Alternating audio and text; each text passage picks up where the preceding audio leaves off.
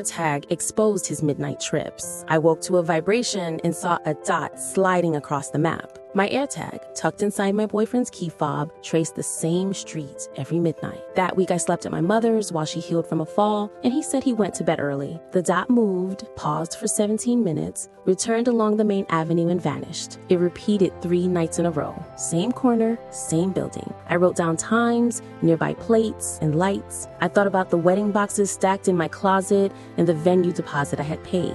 I thought about his push to invite his aunt, who calls me nosy, and about the messages he archived when he believed I wasn't looking. On the 4th day, I checked charges from my shared account. There were small payments: coffee at midnight, gas on the route, an hour of parking. I called my sister for the exact address. She recognized it instantly. His ex-best friend lived there, the one who stopped speaking to us when we announced the wedding plan. I remembered he and she had worked at the same bank, and that when I asked if they still talked, he said they barely nodded. I slipped screenshots of the map and the receipts into an envelope. I wouldn't scream. I was going to prove with the numbers and streets what no one wanted to name. That night, I followed the dot. I left my mother with a neighbor, drove with windows up and radio off, and listened to my pulse. His car turned toward the black gate, blinked its light, and slid inside. I counted 17 minutes, watching the 3rd floor window flare and dim. I thought about the registry, the rings in his mother's sideboard, the promise to save for our place. I stayed until he came out, checked both sides, and left with the engine low idle. I didn't trail him. I went straight to his mother's house. On the table, I laid screenshots, the address, and a sheet with the exact time. And that house reputation weighs more than air. His mother often said, "Decent women don't make scenes." I hadn't come to make noise. I had come to open a window. In the afternoon, she called, said I was exaggerating, that he advised night clients there. I hung up